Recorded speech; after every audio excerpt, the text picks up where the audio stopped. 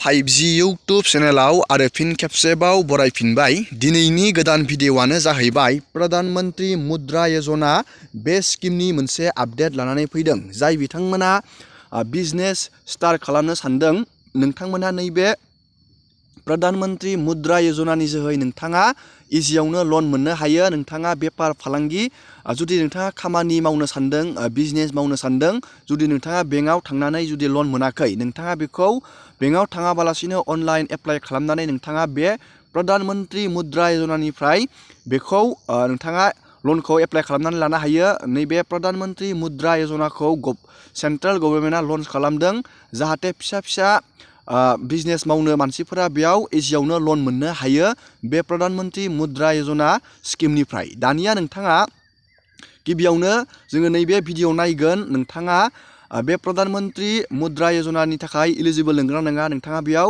इलिजिबिलिटिखौ check खालामनानै नायनो हागोन। जोङो बेनि A to Z प्रसेसखौ नायगोन। नोंथाङा बेयाव बोरै लनखौ एप्लाइ खालामनो, नोंथाङा भिडिअखौ जोबजासे नायलांबाय थाबानो जाबाय आरो चेनेलाव गोदानबा चेनेलखौ साबस्क्राइब खालामबानो जाबाय, जाहाथे बेबायदिनो गोदान गोदान आपडेट, डिटेल, स्किम, डिजिटेल खौरां मिथिनानै लानो हायो। दानिया नोंथाङा नैबे जन समर्थ होननाय मोनसे वेबसाइटआव फैनांगोन। आङो बेनि लिंकखौ भिडिअनि डिसक्रिपसनाव होनानै दोनगोन। नोंथाङा बे लिंकआव थुबाथाय नैबे पेजाव फैनानै डाइरेक्ट नोंथाङा नायनो हागोन। गिबियावनो जोङो दानिया बिनि डिटेल्सखौ नायदिनि।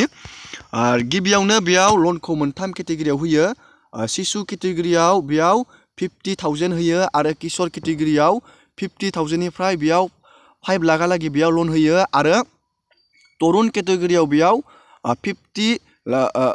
5 लाखनिफ्राय बेयाव 10 लाखहालागै बेयाव लन होनाय जायो। दानिया नोंथाङा बेखौ पेजखौ बोखोनानै नैबेयाव नोंथांनो जाय बिथांमोना ट्रेन्डिं बिजनेस मावनो सानदों, बिथांमोनाबो बेयाव लन लानो हागोन आरो मेनुफेक्सारिं खालामग्राफोराबो बेयाव लन लानो हागोन आरो सार्भिस सेक्टरावबो बे प्रधान मंत्री मुद्रा योजनानिफ्राय नोंथांमोननो लनखौ होनाय जायो।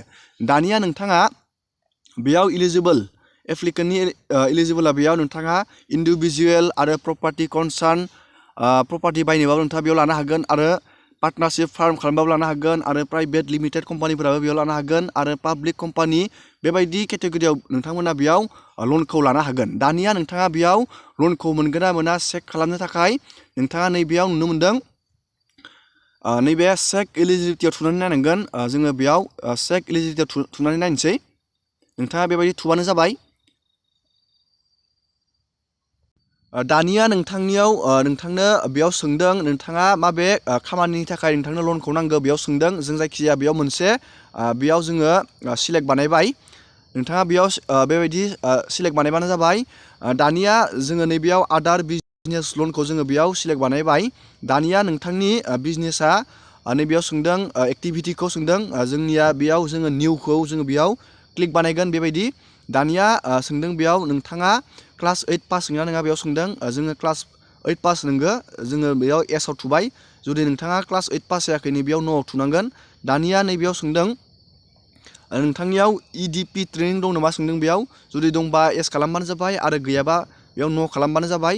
दानिया नोंथांनि बिजनेसनि नेचारखौ सोंदों। जोङो नैबेयाव मेनुफेक्सारिंखौ जोङो बेयाव सिलेक्ट बानायगोन। दानिया नोंथांनि जेन्डारखौ नैबेयाव सोंदों, जोङो बेयाव मेलखौ सिलेक्ट बानायबाय। दानिया नोंथांनि बेयाव ससियेल केटेगरिखौ सोंदों, जोङो बेयाव SC ST खौ क्लिक बानायबाय। दानिया नोंथांनियाव नैबेयाव सोंबावदों नोंथाङा एक्स सार्भिसमेन बा येस होबानो जाबाय आरो नङाबा बेयाव नो होबानो जाबाय। दानिया नोंथाङा नैबेयाव नैबे स्टेटआव बिलं खालामो नामा सोंदों, जम्मु काश्मीर, अरुणाचल, नैबे hill areas, tribal areas, border areas, जोङो बे स्टेटआव बिलं खालामो, जों बेयाव येस थुनांगोन बेबायदि।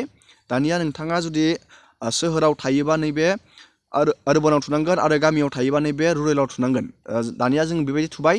दानिया जोङो एप्लिकेन्ट बेनिफिसियारिनि टाइपखौ जों नैबेयाव क्लिक खालामनानै जोङो इन्डिभिजुवेलनि थाखाय जोङो लनखौ बेयाव इलिजिबिलिटिखौ चेक बानायदों, जों बेयाव इन्डिभिजुवेलखौ बेबायदि क्लिक बानायबाय।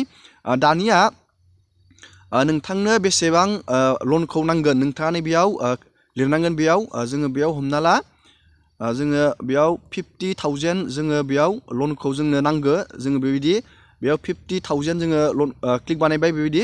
दानिया नोंथाङा बेसेबां खरसा बानायगोन नोंथाङा नैबेयाव लिरनांगोन। जोङो बेयाव हमना ला जोङो 20,000 जोङो खरसा बानायगोन बे खामानियाव, जों बेबायदि लिरबाय। दानिया जोंनिया बेयाव 30,000 लन जोंनो बेखिनि रिक्वायर्ड नांगौ जागोन। जोङो बेयाव नैबे केलकुलेट एलिजिबिलिटियाव जोङो थुनानै होबाय। दानिया जोंनिया बेबायदि लना नैबायदि देखायगोन। नोंथाङा नैबायदि नायना लाबानो जाबाय। प्रधान मन्त्रि मुद्रा यजना नैबेयाव जोंनो 30,000 लना बेबायदि एलिजिबोल जादों। EMI मान्थलि 640 हरनांगोन। EMI 5 इयारनि थाखाय नोंथाङा बेबायदि गावबा गावनि एलिजिबिलिटि स्टेटासखौ बेबायदि चेक खालामनांगोन। आरो नोंथाङा नैबे एप्लाइ खालामनो हासिगोन। दानिया लगइन टु एप्लाइ नोंथाङा बेयाव थुनानै एप्लाइ खालामनो हासिगोन। नोंथांमोना जुदि एप्लाइ खालामनोबाथाय आंनो कमेन्ट बक्सआव कमेन्ट खालामबानो जाबाय। आङो बेनि फुल एप्लाइ भिडिअ लानानै फैगोन। आङो दा बेयाव एप्लाइ बानायथ'ला। दिनैनि भिडिअखौ आङो बेखिनियावनो फोजोबबाय। नोंथांमोननो देखायदों आं नोंथांमोना बे प्रधान मन्त्रि मुद्रा यजनायाव बोरै नोंथाङा लनखौ एप्लाइ खालामनो हागोन, माबायदि इलिजिबिलिटि क्राइटेरिया थानांगोन, आङो बेखौ देखायग्रोबाय। जुदि नोंथांमोना बे स्किमाव एप्लाइ खालामनो सानदों, आङो मोनसे फुल भिडिअ लानानै फैगोन। दिनैनि भिडिअखौ बेखिनियावनो फोजोबबाय। एसेनोसै।